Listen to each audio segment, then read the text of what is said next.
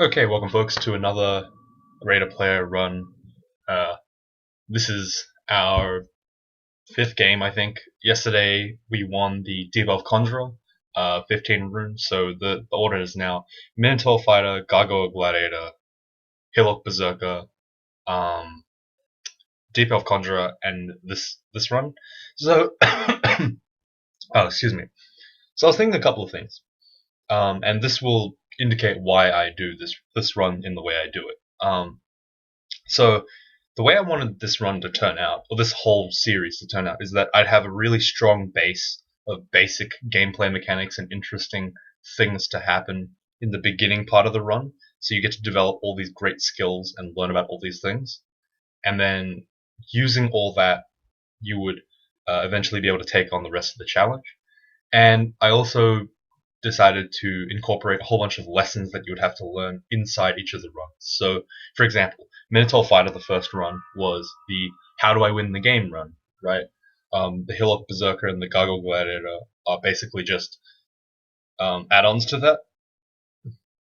They help you win the game really quickly and um, consistently, so you feel you feel really confident when you move on to your next run. Then the Debuff Conjurer starts to teach about positioning, tactics, range, mana usage, etc., and so forth. And I just tried to keep that like consistent with the series. And then the 15 rune was simply there as an indulgence. You don't have to go 15 runes for that run. As I said before, a lot of people now are following along with the run. It'd be great if you did too yourself, because at the end of the day, the goal is to get Greaterplayer, and that's an achievement that pretty much everyone wants once you're deep into this game. So, it's a really cool looking achievement to have, I guess. It shows that you're really skilled because you have to win at least 27 or 26 games, which is pretty impressive if you ask me. Um, so,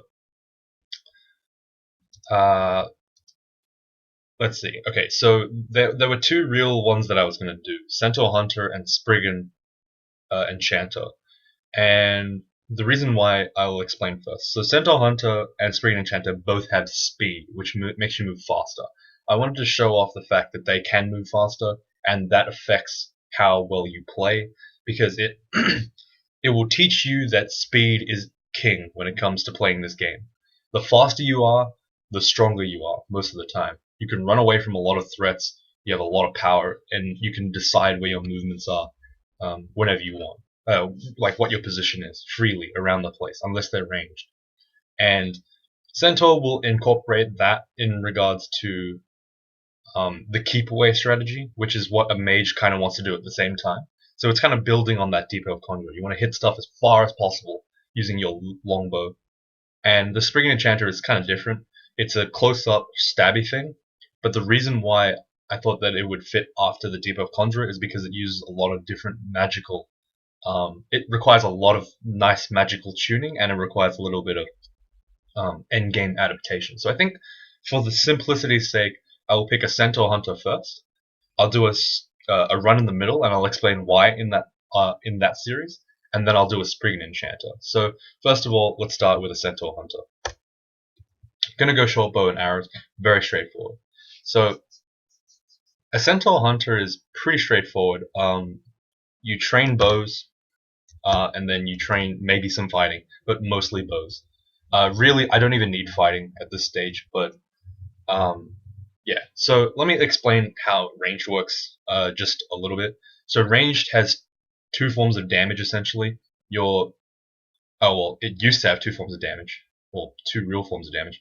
Your arrows deal damage, and your your launcher, or in this case the short bow, also deals damage. So essentially, you combine the two to deal a total amount of damage. So the bigger your short bow, or the bigger your launcher, or the better your ammo, the more damage you'll deal. This does not apply for short bows, as there's only one ammo type, arrows, in this game. There used to be arrows of like flaming, piercing, like all that crap. They've removed most of those now. I think there's only arrow left.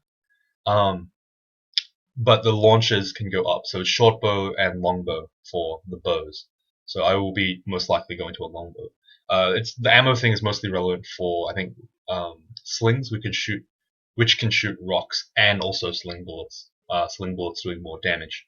Now, the thing about ammo in this game is that it's kind of limited in the early game, in that you only have 20 arrows to start. Now, every single time you shoot an arrow, it has a chance of disappearing, or mulching, as we call it. Us experienced crawl guy. No, seriously, I don't know where mulching came from, but it's just kind of like slipped into my vocabulary for crawl, so mulching is what I call it. But when an arrow mulches, it's gone, and you'll lose it. You can pick up arrows in the dungeon, and you can pick 2 gods that will give you arrows, Trog or Aquaru, and that will be your like big source of damage.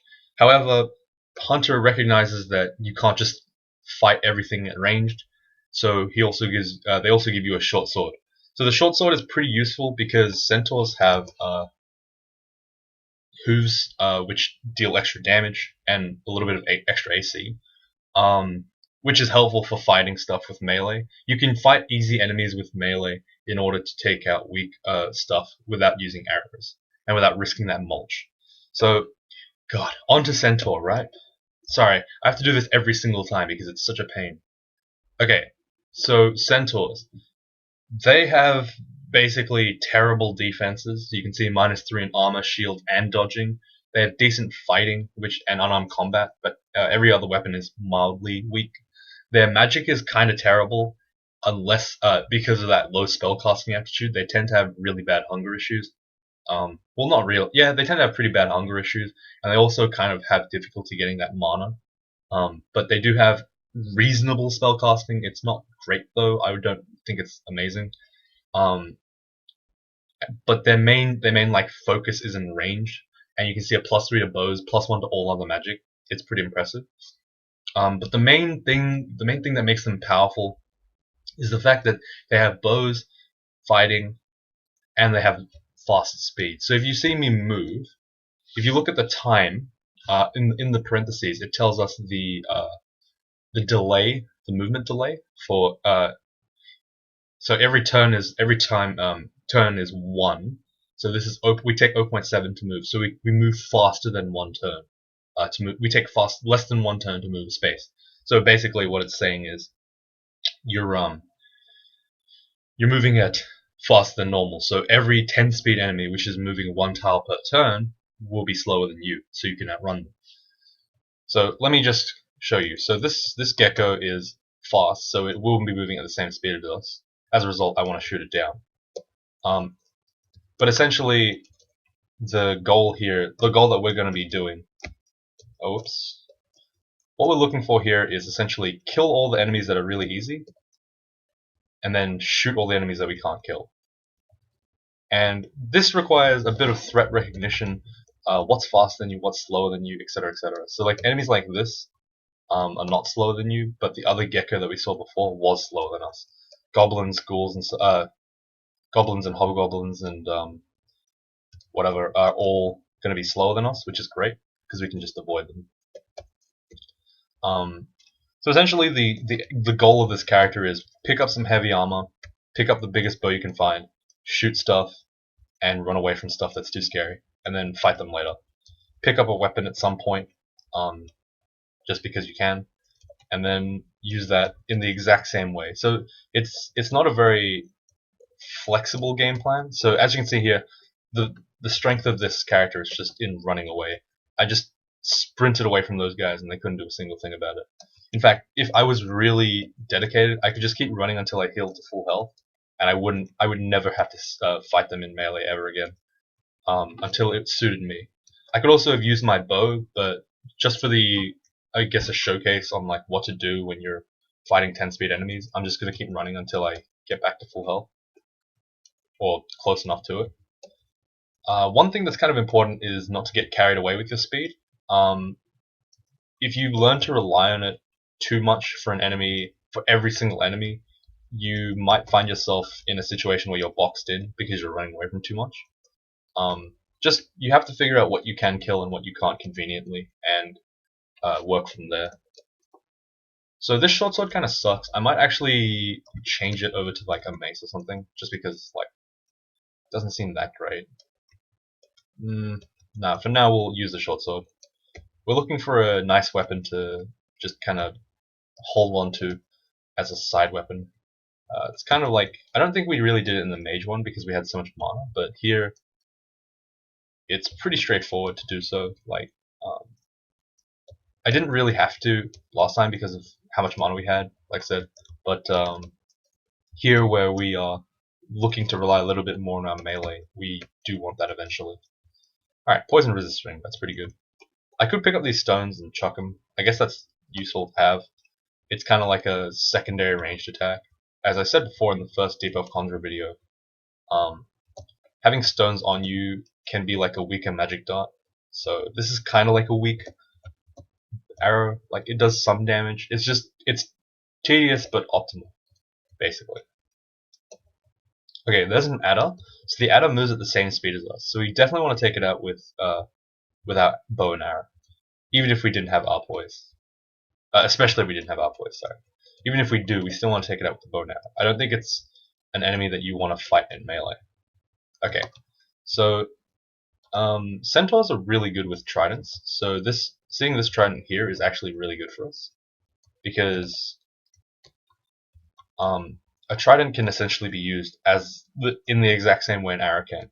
You stand back a little bit, you shoot him, you stab him with the centaur, with the trident, and then you back off again. In the same way you can just kind of kite back and shoot with your bow and arrow. So we lost 2 arrows already on D2. That's kind of a bad rate, I guess. It indicates that we might be using it a little bit too much. But we managed to pick up some more arrows. Now we have 41. So it really does depend a little bit on the RNG of the game.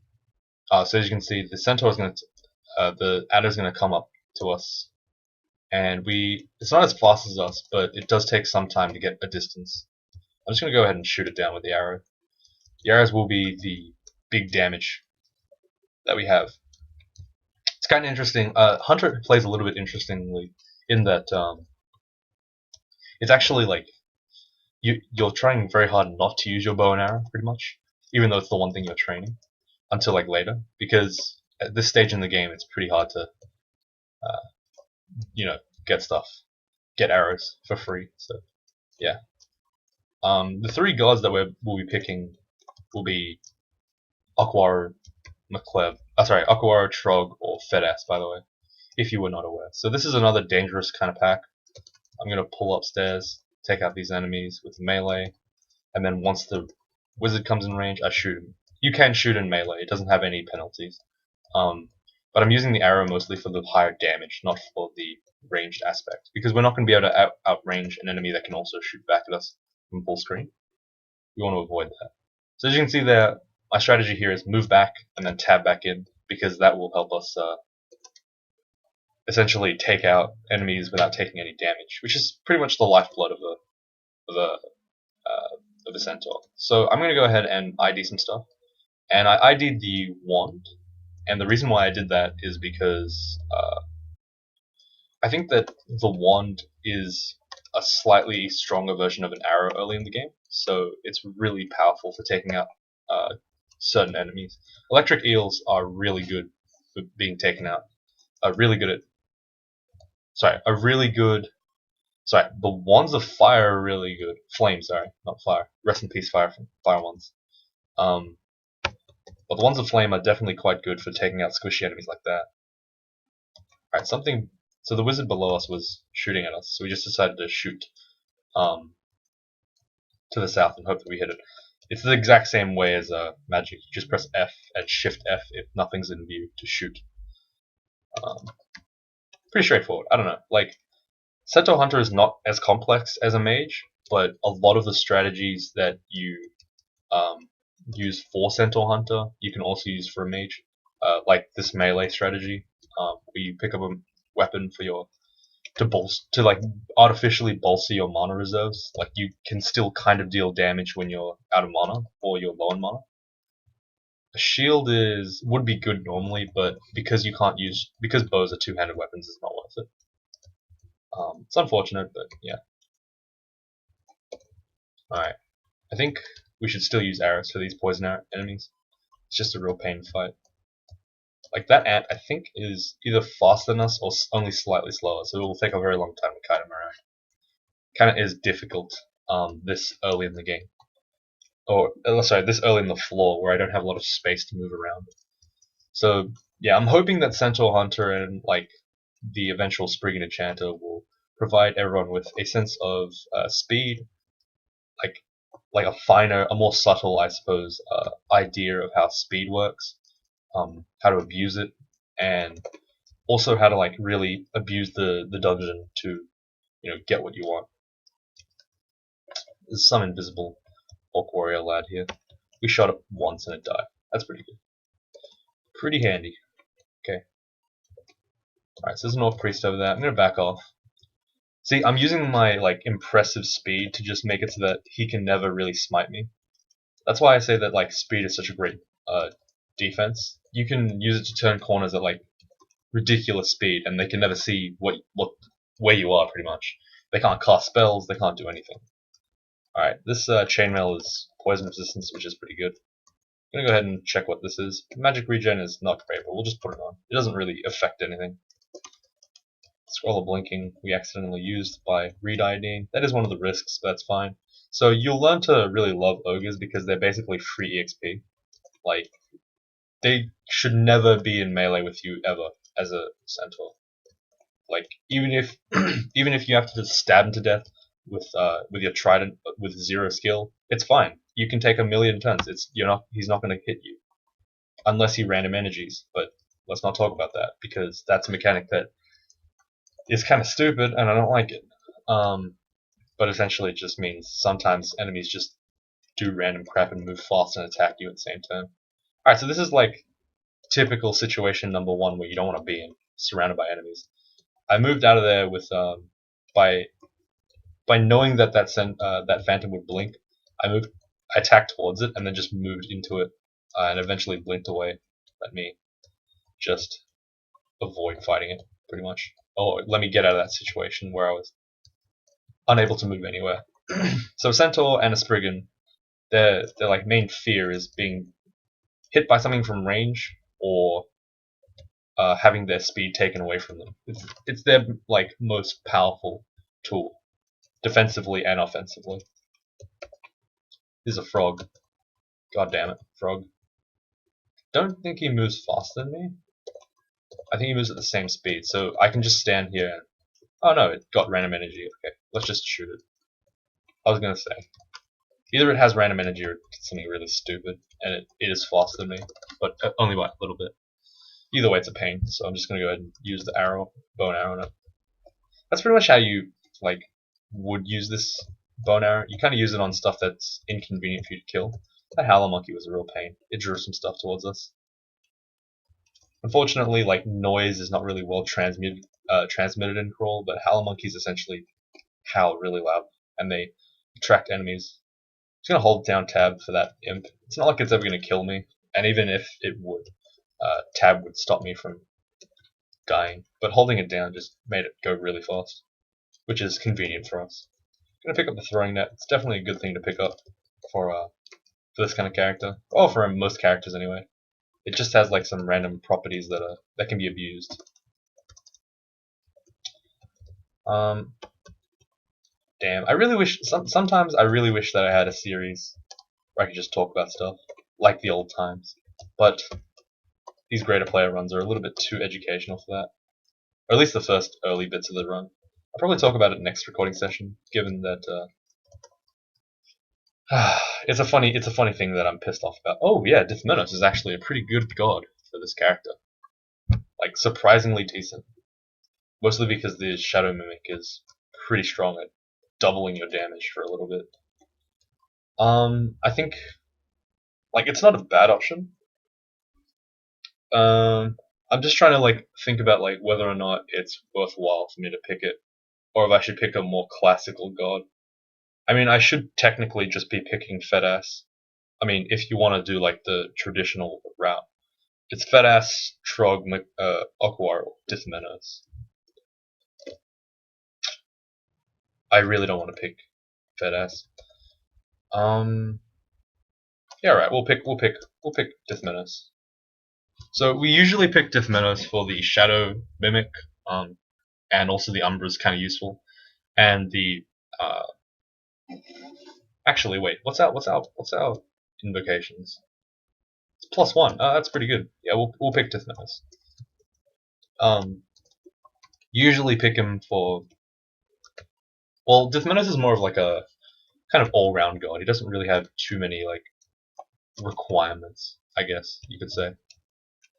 Alright, there's Diversa. This is gonna be a real pain.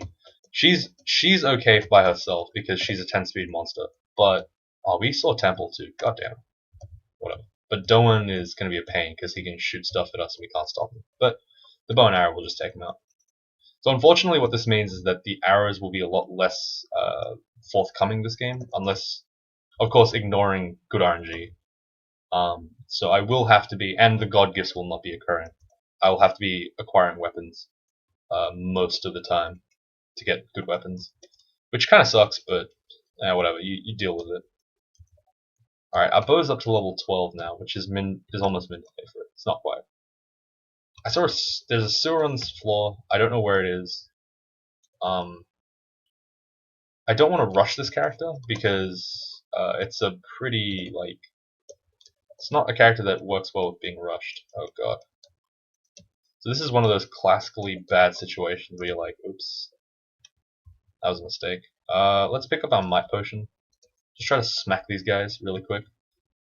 I know I said I shouldn't be rushing, but I'm like ever so slightly moving more,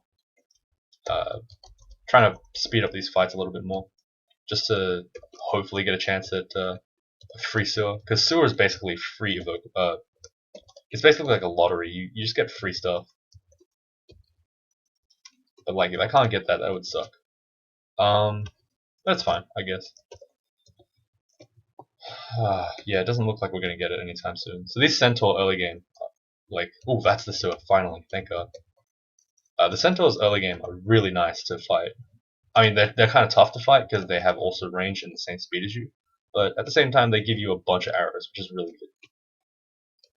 Alright, Demise seems to be enjoying our killing spree because he's given us a bit of an Umbra. So I've played Demise before on the channel. I don't think this is a poly-atheist run, so I'm not really going to go too deep into the mechanics of Demise. But essentially, what he does is gives you this Umbra, which is kind of like the opposite of a TSO, the Shining One Halo.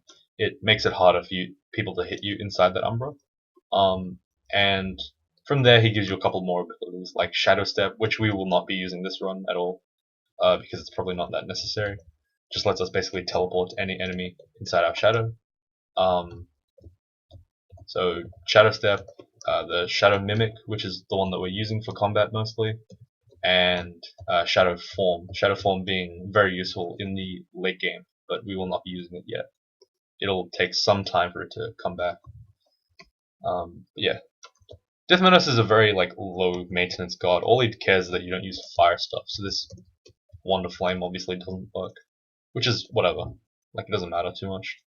If I had found a short bow of flaming early on, I would not be picking Demise, just because like I could pick another god for like pretty much the same effect, and you know, it wouldn't really affect me. But if I picked Demise, I would have to give up that actual weapon.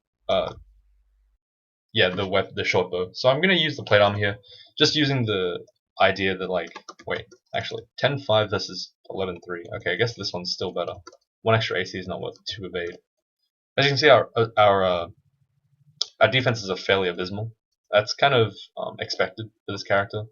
They have a poorly shaped body and also like a bunch of other crap, and it makes it kind of hard for us to, you know, get stuff done. Alright, so the Ice Blast wand here is actually really good. It's a pretty underrated early game wand. I think that it's pretty decent. It's probably like, it's definitely top 2 for attack wands, obviously. The first one being Acid, the second one probably being the, is that a helicopter? No. Yeah, among the attack ones, it's probably top 1 or 2. Curse -1 mace.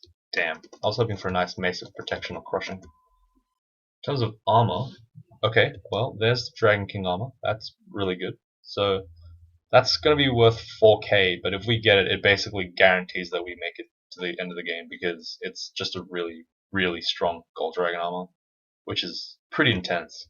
So I guess if we acquire, if we find acquirement, we'll acquire gold. I mean, technically we would still want a weapon, so I don't know. It's kind of a mix-up, but gold dragon armor is like not something you would just give up for nothing. For like a shot at a decent weapon, like I'll just find a longbow. It's fine, I guess. Yeah, that is kind of an issue with running not Trog, not Aquara. Bows are kind of hard to come by. Like they're pretty rare. Longbows at least of good origin, like good brand, decent enchantment. Like I can't really think of many enemies. It'd have to be like a centaur fighter, um, centaur warrior, sorry, the red ones. That would give me a longbow. So it's like, okay, there's a two-headed ogre. I'm gonna just go ahead and keep it at range. As you can see, my arrow count is up to about 100. I apologize for that noise. I think it actually is a helicopter. Either that or it's a guy with a really big exhaust. Oh, I think it is a helicopter. Okay, fair enough. Oh, sorry guys, this is actually pretty rare. So like, I'm not really too annoyed about it. I mean, I can't do much. Like, I can't just tell the helicopter to shut up, right? Oh god. Oh god, that was almost death. That was really silly of me. I wasn't really paying attention. I was distracted by the helicopter. I'm wondering what it's for. I hope there's no fire or something in our area. Probably not. Alright, so the orc actually put... Oh god, please stop. I just need that phantom to come up with me because it's kind of a pain. I want to fight that ogre in a that orc in a 1-on-1. But essentially, what I'm trying to point out is that that orc with the halberd is actually an interesting enemy because it can reach 2 tiles over, which means that your effective range for keeping it out is 3 tiles. So you just have to like kind of be aware of what their range is, and if you can stay outside of it while attacking them, it's really good. So as you can see here, I'm keeping my distance as best as possible, making sure that it's like kind of far away from me before I hit it. I don't want it to like randomly hit me for no reason. Let's go upstairs, put on this thing. +4 chainmail. It's better than our poison resist, given that we already have poison resist. I think that having our poison ring on is not really that big of a deal, so I think that it's probably worthwhile for me to just have it on. I'm gonna put the C invis on just because it's the most useful in the most cases at this stage in the game. It's kind of a weird decision, but whatever. Double halberd orc, damn. What's going on today? Alright, there we go. Took it out. Much more smooth fight this time because there was a little bit more room to work with. Another orc. I guess we can just tab him to death because he's a 10-speed monster. But please note that like without actual training in your weapon, it's gonna be really painful to do these kind of like kiting strats with like the trident and such. Like, look, I'll show you how long it takes to kill this hippogriff. We might not even be able to kill it. Like honestly, like this is how you can kill every enemy in the game that's 10 speed. Like just to reduce the chance of you taking any damage or like anything. So basically, it's not fun. But you know, if you're really hell bent on like winning another game, like you were streaking or something, you know, you would do it. Like for me, I just use the arrow because you want to preserve arrows and also your health at the same time. I guess be the logic behind it. Like there, I can just go ahead and easily kill that double-headed ogre. It posed no threat to me at any time in that fight. This hippogriff we've already established is a pain in the ass, so we're gonna go ahead and kill it when it's convenient for us. Kill this thing with melee, and then just arrow it down. Just make it so it doesn't kill us at all. Yeah, as you can see, it requires, like, Centaur Hunter requires a bit of patience in that you have to, like, be constantly moving backwards. It will give you a fairly good habit in that sense. Like, you do really want to be moving backwards a lot of the time for most characters, even non-fast enemies, just because you want to move towards the node, move towards a safer area. Like, I think with a lot of melee starts at the beginning. Wow, that was a nice teleport. Well done. I think that like there might be like a misconception that like the idea is to move towards enemies, but that's not correct. You should be moving mostly. You should either be staying in the neutral or moving behind enemies, like you should, away from enemies. Sorry, you should not be like trying to tab towards them. You want to tab backwards, kind of, if that makes sense. Like you want to lure them back towards where you know you'll be safe. So I'm gonna just get us to Lair, and then I'll probably finish the video there. Lair is a whole different ball game. Well, ball game? I don't know. I don't know what that saying was. I don't know why I said it, but it sounded weird. Yeah. Anyway, Lair is kind of difficult because there's a lot of like higher speed monsters. We're not scared about hydras. We're scared about spiny toads and black mambas and like a whole bunch of fast enemies, pretty much. Like everything else is not really a threat. And also we're scared of being boxed in, because that is a thing that happens a lot in there, just because the layout's a bit weird sometimes. Alright, so I'm going to let these guys group up a little bit, and I'm going to use Acid One to just take them all out. I'm also going to shoot here to try to kill Maurice from behind the bees, just because I don't want him stealing my stuff, and it's kind of a pain to have him do all this shit. The C-Invis makes it really easy for us to avoid that. Alright, so there's CeHu with the Dagger of Distortion. Thankfully, she never actually comes in melee with us because we just don't ever have to be in melee with her. It's pretty good. Alright, so we got the Cloak and Dagger from Maurice. We got another dagger from CeHu. We don't care there. It's all good. Alright, Sentinel's Mark forms on us. That's fine. We can just head towards the upstairs. Human there indicates that Pikel is on the floor, which is good. Could give us a nice branded weapon. It's not a big deal though. I mean, like, realistically, the Trident is still better for most cases. I'm gonna just have to fill these guys with arrows because they're all pains to fight. Oh my god. Okay, so we got backspawned pretty hard there. It's kind of unfortunate, but whatever. We'll just bring these guys up onto this floor. Oh crap. See, that was another scary pull, because I forgot that there would only be 3 spaces around me. Safe. Just gonna shoot these guys. Like, they're not too dangerous, it's just like, when they get you in melee, your defenses are a little bit lower than normal, so you might have a bit of difficulty fighting them. I mean, not necessarily, but, you know, still could be an issue, I suppose. Alright, cool. There's Pikel, or Pikel, or whatever the hell you want to pronounce it, doesn't matter. It really doesn't matter. As long as you can recognize, oh, shit, we got boxed in again. Damn it. So bad. Just gonna fill this arrow with this hole with arrows, just using tab. There's a couple of interesting other shooting mechanics that you can use, so that I didn't really explain. So F dot will shoot at the ground, so I can tell the arrows where to stop. Useful where you're around deep water. Tabbing will just shoot like in the general direction of an enemy, and it's kind of useful for just tabbing. Like, it's not as good as melee tabbing though, because you have to go and pick up your arrows later. But yeah, whatever. I would not be bothered pressing F dot every single time anyway. I mean, you could make a macro, but I'm not one for macros. I don't really enjoy macros. I don't like my keyboard being more filled up than it has to be, pretty much. Like, we've got, well, depends. Really does depend. I mean, like, there are some macros that I use for convenience's sake, but I would not like bother going for the function keys and such, just because they're a pain in the ass to use. So that's the level. Just gonna go ahead and use my arrows here. Running a little bit low, but like not much I can do about that, honestly. Alright, let's go ahead and ID the acid one. Do we have a recharging ID? No, we haven't. So let's, oh god, shit. So what I can do here is I can actually just shoot that. This is kind of bad. Let's get a summoning scroll and teleport out. Like, I got surrounded by stuff, I couldn't get away, like, with the blobs on me, so I just had to teleport. Gonna go ahead and read some scrolls, get the recharging wand for the acid wand. That's kind of what we wanted in the first place. +1 hat's the same as a +0 helmet, so I'm just gonna... God, stop. Okay. Oh, our bows is way too high for what we needed, so let's just get some more armor, I guess.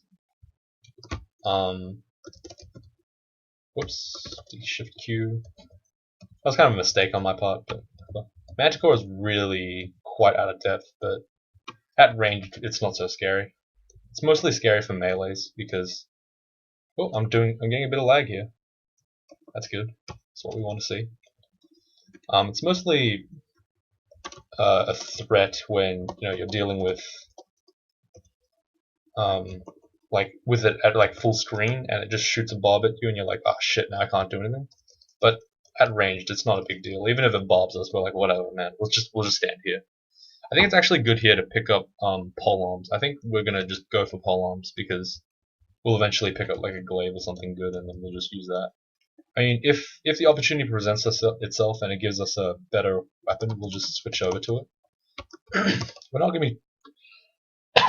Sorry, my throat just like formed a seal over itself. I couldn't talk. But we're not going to be like going heavy on that polearm stuff.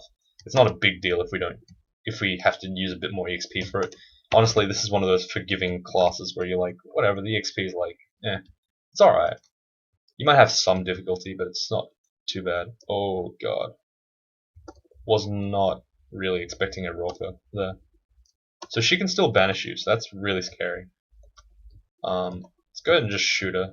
Hopefully that solves the problem. Okay, that was kind of scary actually. There's a wyvern. You'll find out that wyverns are faster than you eventually. Tengus, they're kind of fast, but they're not as fast. Oh, there's a Bardiche.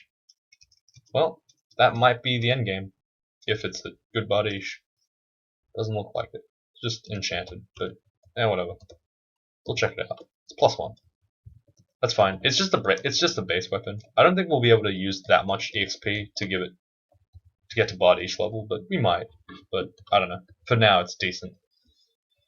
I mean, we'll just keep it in our inventory. Oh no, we won't. We'll probably just put it on the floor somewhere later. But for now, we'll just think about it. We'll leave it for another day. Alright, so here we're really seeing that without a melee weapon, we're forced to rely on our ranged for a lot of these enemies, which is why I'm starting to train weapon skill. Like, it's really just you have to just understand what you have to do to get your character through the game. Like, this is not one of those, like, things where it's really simple, like you only have one attack method and you're like, oh, that's the only one I'm using. Here it's actually kind of cool because you have two attack methods, melee and ranged. Because pure ranged is both like gut-bustingly, heart-wrenchingly frustrating, but like it's just not viable really because your ammo is limited. Like, if you started off with 1,000 arrows, yeah, then you could go for infinity, but you wouldn't be able to do it normally. Like, pure range is not a great idea. It's just not good. At some point, you want to use melee just to kill popcorn enemies, reduce the tedium from suicidal to like just barely manageable, and like just a bunch of other things. Like, I don't know. I just wouldn't go for pure melee. You have to go pure ranged. Pure melee is a lot better. All right, so there's a what you call it? There's a labyrinth here. Kind of want to go into it. Alright, we'll go into it. We'll talk about that next time, I guess. But I want to go into that labyrinth just to get some hopefully good loot. I mean, remember, we are keeping at least 4k gold if we can get it to try to find the... Sorry, guys. We're trying to find that gold dragon armor that we got with 4k gold, or 3.4k gold. How much was it? Yeah, 3.5. That was brought up with the $sign. You can put stuff on your shopping list and such. It's a decently useful mechanic. Well, not really, but whatever. It's kind of cool. Just puts my stuff in a convenient place. Alright, so we're looking for the grey tiles. Doesn't seem to be around here. Based on the fact that like we haven't seen the I was gonna say, based on the fact that we haven't seen that that big like rock you're used to seeing, I assumed there that we were gonna. Oh crap! This is really bad. Can we just acid him down? Like, I just don't want to move away from here because it's just a pain. Yeah, okay, we definitely need to teleport here. Like that was like we got hit in like a really shitty branch. Like that was just really bad luck, I think. Oh, God, that actually really sucked. Like I was doing decently well. I think I have to dig across. But like I just got caught in like a really awkward spot and then I just couldn't do anything. I'm gonna keep my teleport wand up. That really sucks too because we used all our charges of acid on that first fight. Like and then we just couldn't fight him again. Oh, that's a real pain. But he is wearing some good stuff, I think. So that's gonna be good, hopefully. We've been kind of shafted here. Like we're in like a really awkward spot, which is annoying. But we know that the grey tiles will be up to the north, which is kind of a helpful hint, sort of. We just know that the more north we move, the more close we'll get to the area. But in this scenario, we get screwed. Oh, God, no. We got teleported to a really bad place. Okay, there we go. More black tile. So the black tiles, unfortunately, like I was gonna say, there used to be, there's normally like a big, we got a small trail of like guys, small trail of arrows. Okay, yeah, this is like taking a lot of damage. This guy's like just enjoying the fact that he can take a lot of damage. Do we just get, fuck, we just got cornered again. Son of a bitch. Let's go agility. Oh my god, nope, we will not survive this. Yeah, we will not survive that fight. Oh my god, fuck this character. God damn it. I'm so sad right now. Like, what the hell is this? Alright, so we definitely have to go south now. Like, you just have to have like a good way of remembering where the black tiles are, but it's south and to the right now. Just based on like the corners of the map. Which means that we have to head that direction, which is really annoying because we can't get to that direction. No! We got cornered and that was my fault, but god, that's really frustrating. Thankfully, we left some arrows at the scene, the scene of the crime, so we'll be able to find our way back eventually. Once we get to the black tiles, it should be pretty straightforward. Okay. Can I set auto excludes? I can't. No. I was gonna say, when I saw that place, I should auto exclude it out. But then, yeah, I guess that makes sense why you wouldn't be able to. Oh god, we are like literally traveling the whole way around the map. This is such a pain. But I did put myself up for this when I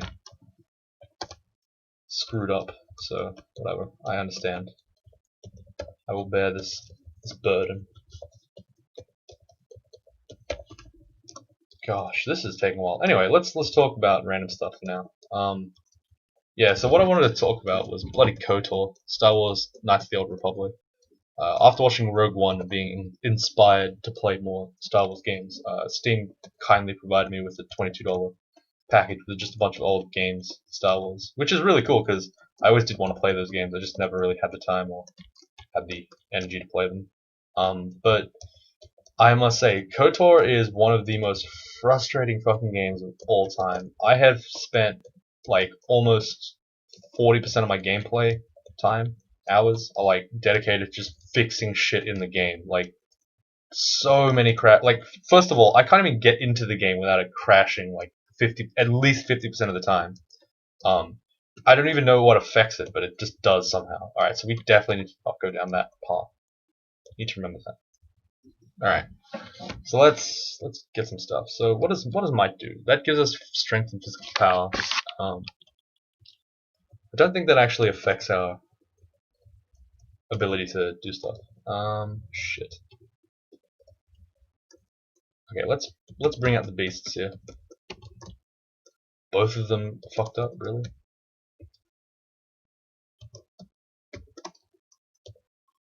God, it's just like killing everything in one hit. I don't know how to stop this thing. We need to like paralyze it or something, like. There we go. Sick. Now me and him can beat on it for a bunch of time. Alright, a great sword of venom is actually a decent thought. No, we don't want that. We probably shouldn't have. Slow Iron, Dex +4, Slay +2. That's a decent weapon. Um, decent armor to have because slow doesn't actually affect us too badly. Alright, bunch of books. We're never gonna read books. Don't worry about that. Ruined Halberd. It's a halberd of chopping. That's pretty good. So is there anything we steer? Nope, pretty much not. Great. So essentially what this has given us is like nothing, but that's fine, I guess. Damn, we ran out of remove curse scrolls just because using them too much. But anyway, I'm gonna leave it here because this has been a very sad ending to the story where I just lost all my consumables to a goddamn minotaur. He wasn't even wearing good loot. It was just like decent. But anyway, this chainmail's all we've really got to show for it, which is Slate +2 essentially. Reason why slow is not relevant here is because our character shouldn't be getting hit anyway. And if he is, we can just teleport out, so it's not a big deal. Anyway, thanks for watching, guys. Start your Centaur Hunter. Go Trog, Aquara, Fedass, or Dithmenos, and we'll see how we go from there. And I'm gonna go play some more KOTOR, because it's a good game if it just wouldn't stop fucking crashing. Like, literally every single time, please. God. Like, it is not, like, people are talking about, like, flawless runs and, like, flawless gameplay. I'm like, I don't see that, because every time it plays a movie, it crashes. Every time I have to disable movies, so I don't have any like, non-pre-rendered cutscenes. All the clips are now fucking completely, they crash my game. And if I open it up, 90% of the time it crashes. I have to RNG my way into starting the game. How stupid is that? Oh god. And if I alt tab, it crashes the game. Holy shit, so good. And you know what? How save files work? They don't. So if you alt tab accidentally and then you forgot to save and the autosave didn't save your ass, then you're fucked and you start again. From like you lose like 15 minutes of progress just instantly. Thank you. So good. Wow, amazing. I just want to play games, guys. Why is it so goddamn hard? Anyway, rant over. Thank you guys for watching. If you guys have any KOTOR solutions for me, please let me know, because I can't get this game to run properly. I can't get the movies to work. I've installed flawless widescreen. It doesn't work at all. It doesn't fix anything. But yeah, god damn it. I'm going to go play some more KOTOR, because it's a good game. It's a good game. I'll see you guys next time.